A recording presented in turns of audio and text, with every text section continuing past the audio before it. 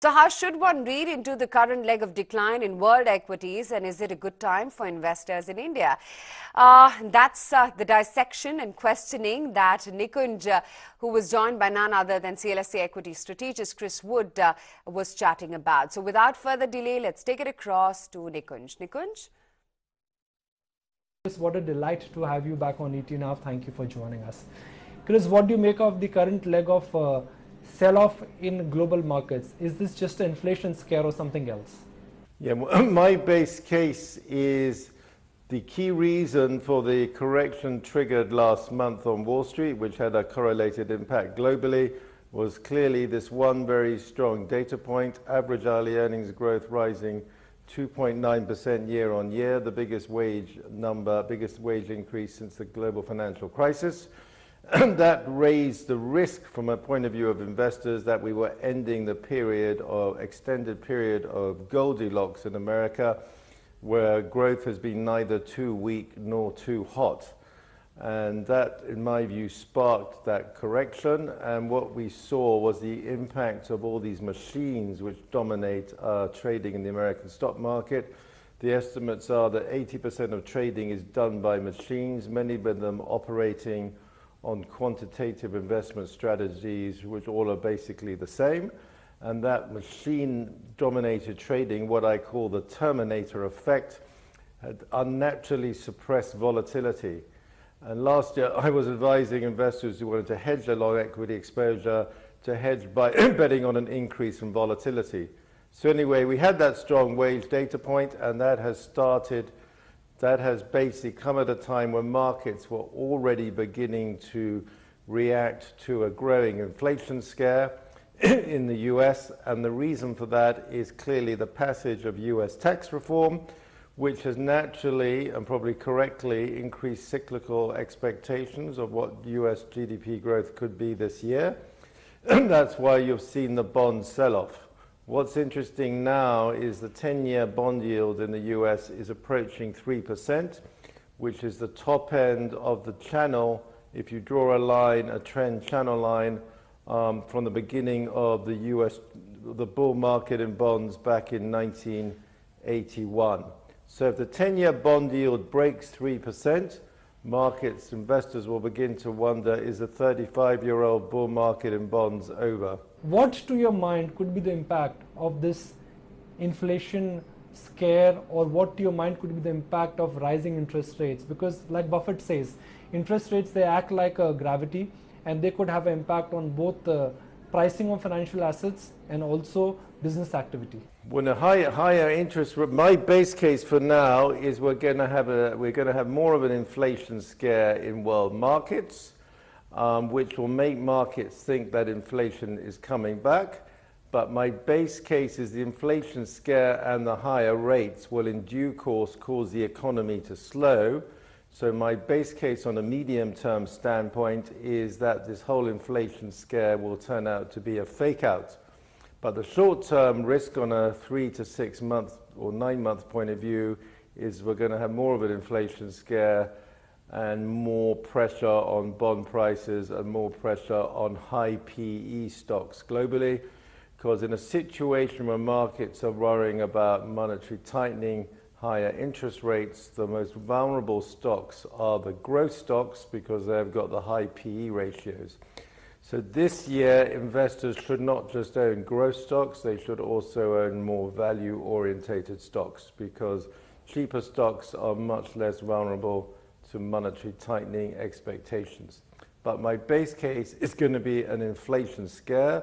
In fact, the inflation scare has already commenced, as opposed to a real return of inflation. So Chris, do you think the lows for 2018 have been made, the lows what we touched in the month of Feb, or the lows for 2018 are still not in place? I think there's definitely a potential between now and the end of the year for more corrections in equities, but we're going to trade on data points. So the next key data point comes tomorrow, which is the average hourly earnings growth. So if average hourly earnings growth slows from 2.9% year on year to 2.5% year on year, just hypothetically speaking, then in my view equity markets will rally, because that will mean that the economy is not the Fed's under less pressure to tighten. If the pace of average hourly earnings growth accelerates from 2.9% year on year higher, then I think markets will sell off. The bottom line is we also need to remember that we've already commenced monetary tightening in America. Every rate hike from here on in increases the risk that the economy will be negatively impacted by these higher rates. And we also need to remember that there's a double whammy on monetary tightening going on because the Fed has commenced quantitative tightening, i.e. reducing the size of its balance sheet. And the more time goes on, the more quickly the Fed's contracting its balance sheet. So there's absolutely no doubt that from a directional standpoint, risks are growing for global equities. But within that context, I remain overweight Asia and emerging markets. Now, Chris, US President Donald Trump has imposed tariff on imported steel and imported aluminum. What do you think the Republican administration is trying to achieve? Are they simply doing some posturing with other global leaders, or Donald Trump is now committed to break down globalization? Now, personally, I'm taking a more sanguine view on that. In my view, it's more the former than the latter. I don't think it's pure posturing, because we need to remember this was always a clearly stated part of Donald Trump's presidential policy platform.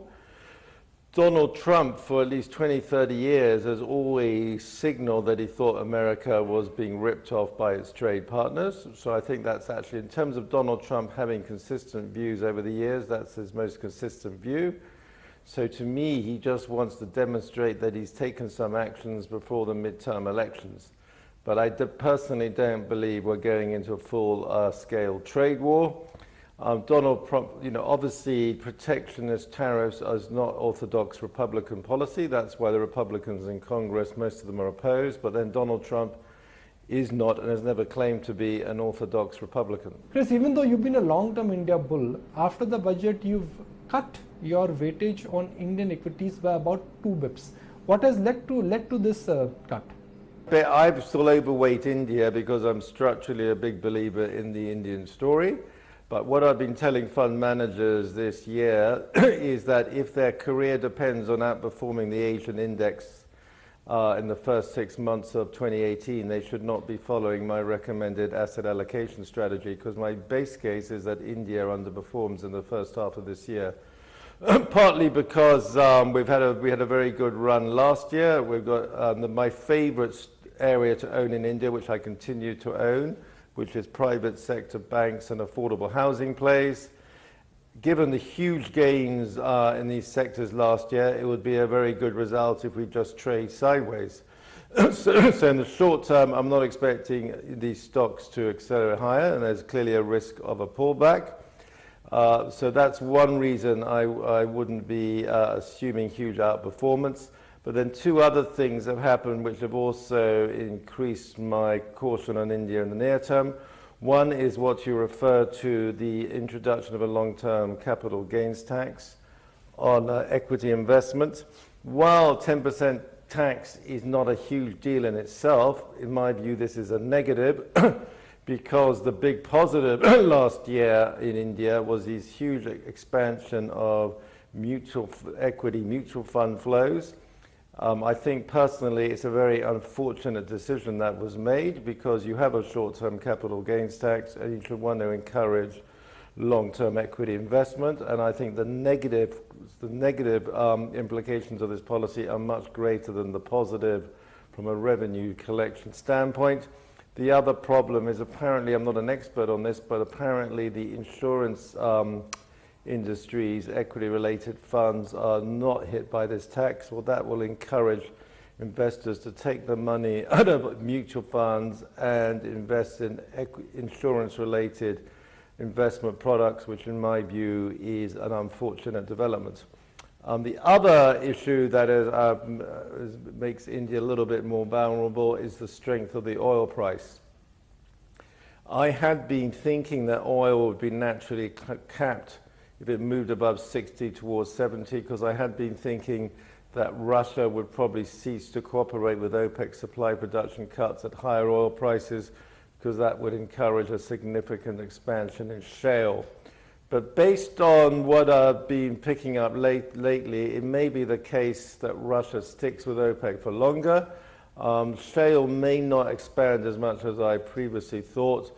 I've also seen some data which has highlighted to me the dramatic collapse in exploration activity in oil in recent years relative to the ongoing increase in oil demand. Clearly, the oil majors have been under pressure to cut capacity, partly because of oil price collapse, but also because of all this electric vehicle alternative energy hype.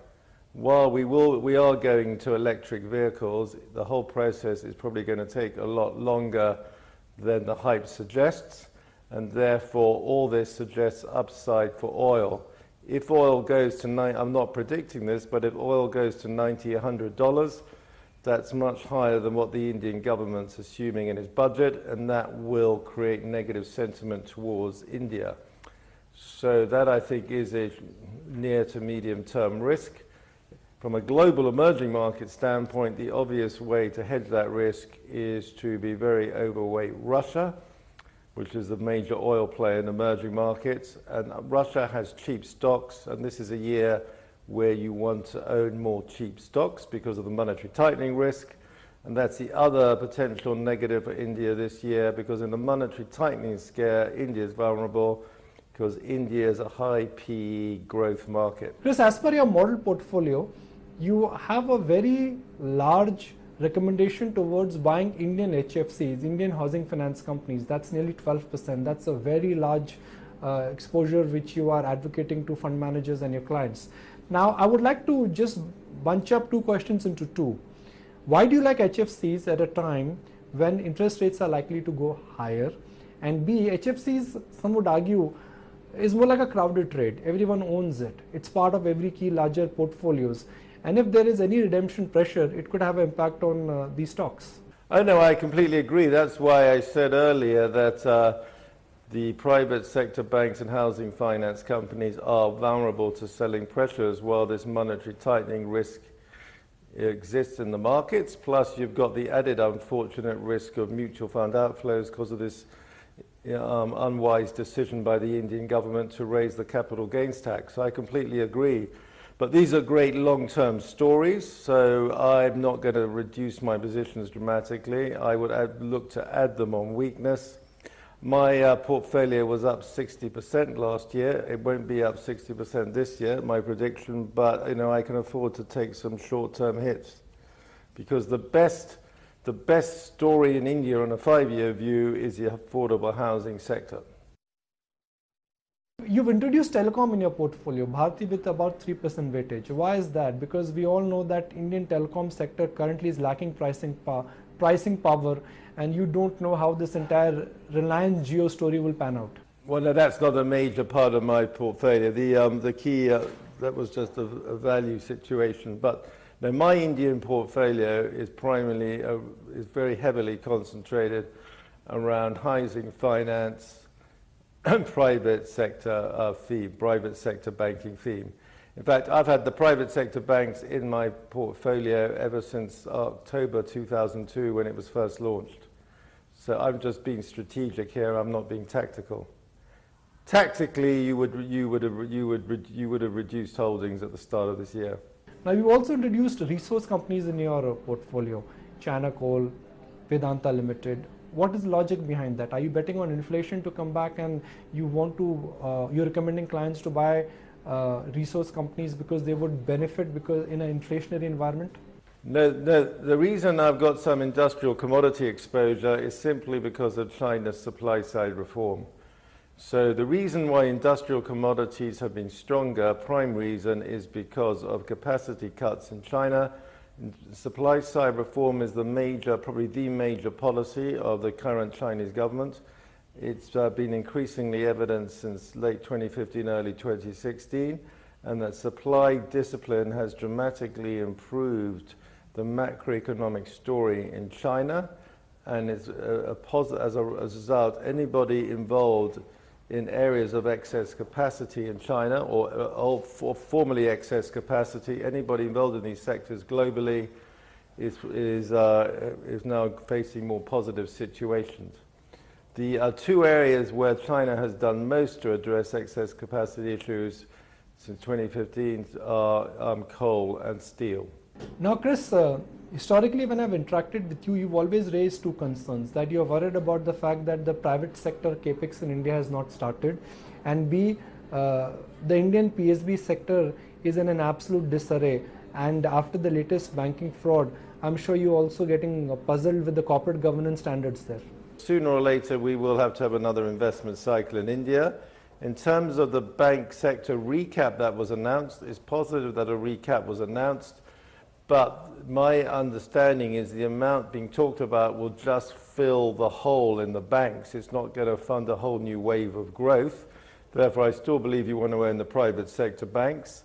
Meanwhile, these most recent incidents concerning public sector banks and very loss of money and malfeasance has just reminded investors of the problems in the public sector banks.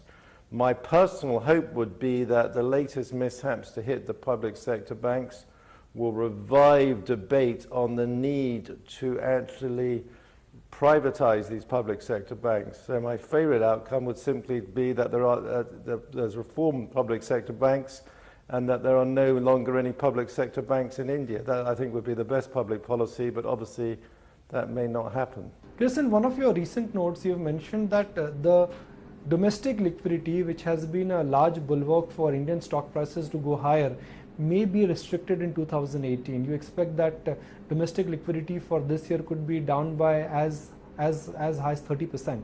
I know that's simply because I'm just concerned. I'm hoping it continues, but I'm concerned that the change in tax treatment may slow down flows abruptly. Hopefully that doesn't happen, but it's clearly a risk. Chris, now gold normally does well when there is an inflation scare or when inflation comes back. So do you think gold could be the winner for 2018? Can that be the outlier asset class? No, gold in my view you still want to own some gold, but gold this year is just reflecting US dollar weakness, nothing more dramatic than that, but I definitely want to own gold. But it's too early, by the way, to say that inflation's making a comeback. I think the jury is out on that. I'm personally not convinced that inflation's making a comeback. What I'm talking about is an inflation scare.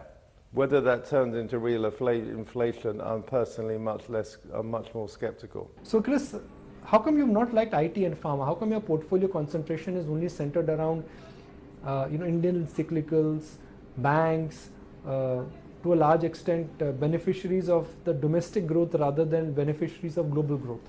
Oh no, I'm not, yeah, but I've only got 25 stocks in Asia. There's tons of stocks in Asia, and so I'm just playing India on the domestic theme.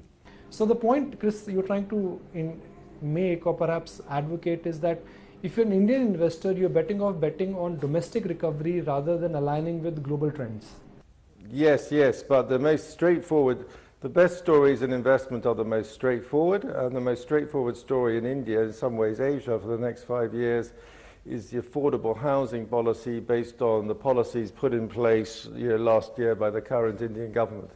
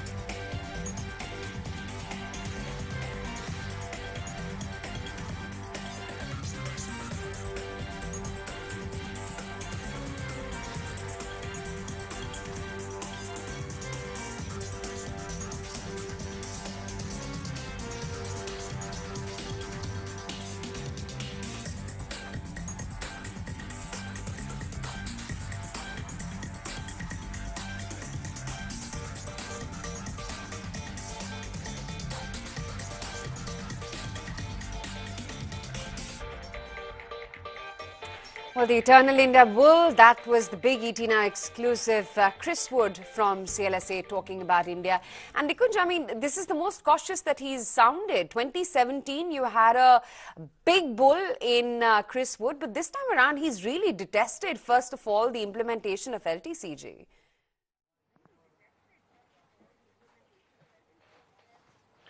Well, Aisha, he expects that LTCG again will have impact on flows per se, because there will be an arbitrage which would be available for insurance companies, and they in a sense would benefit. But I think the broader messaging, Aisha, from Chris is that look, 2018 may be a year of flat to negative returns, something what I don't think at the beginning of the year we had reconciled to. I mean, the general view was that okay, 2018 will be poor, but 2018 will not be a year of negative returns. Now there's a consensus view that 2018 may be a year of perhaps no returns, and he expects that India actually will underperform in the first half. So on a daily basis, what we're talking about, that why India is underperforming, now you've got Chris Wood explaining it, that the reason why India is underperforming is because of a variety of factors, macro, there is a concern on valuations, liquidity may not be all that benign as what it was in 2017. So I think that if we even consolidate in 2018, I don't think you can really be upset about 2018 performance. We've had a great 2017. The small cap index in dollar terms gave you a return of 65%. So markets will take some time to digest and I guess somewhere to absorb the return. But it's not that Chris was sounding very bearish on his India outlook. The MSCI weightage for India is about 12-13%. Chris has about 20% weightage in India. So in terms of positioning, India is his biggest overweight position. He still like HFCs. He's still bullish on a Bharti, and odd Arvind is part of his portfolio. He's got again a very interesting name, which is India Bull Ventures, which is part of his portfolio. So he's a long-term bull, but 2018 according to him may not be the year that belongs to India. Yeah, and he said that it may be a little muted and consolidated. India may underperform the rest of the region markets in the first half of 2018 as we begin the year already. But yes, he's overweight, as he always has been, in private banks, and he believes that the affordable housing story is something that you need to bet big on. And that, Nikunj, interestingly, he says, is a structural story which is going to play out not for today, not for tomorrow, not for a year, but it's a 5-year story, he says. It could really go beyond 5 years, because I think in terms of both the government spending and in terms of the demand per se, HFC demand and HFC spend towards affordable housing is going to be strong. And the general view, I think, Aisha, is that HFCs as a mega trend is not going to change. Now you could time your entry now here. Buying into HFCs may not be a new idea, but when you buy into HFCs, is something you need to position yourself. I mean, I'm very confident that some of these companies will grow, and that is what Chris is indicating. But what he's also trying to endorse is that you could time your entry now, buy them when there is a royal in the equity market, buy the HFC stocks when there is some blood on the street. So you actually could be nearing that part, Aisha, where if there is some more selling in the market, some of the HFC stocks which have fallen 15, 20, even 25% from the recent high, you just need to time yourself. And if you time yourself very smartly in this market fall into HFCs, you may actually end up getting double-digit returns for next 2 or 3 years. So I think that's what Chris seems to be indicating. One position which always has intrigued me about his portfolio is actually why is he bullish on India Bond Ventures, and what has prompted him to bring Bharti back. And when I asked him this question, he said, look, it's a tactical position because Bharti is beaten down. No one likes it. Everyone knows about the competition, and that's the time when sectors they bottom out. Okay, let's take a break. We've told you that mega exclusive. We've got you that mega exclusive from none other than Chris Wood, the eternal bull on India. He's still an eternal bull, but he feels that this year really could belong to bears rather than bulls. But if you have a 3-year time frame, you need to just do one thing: buy the right stocks and sit tight.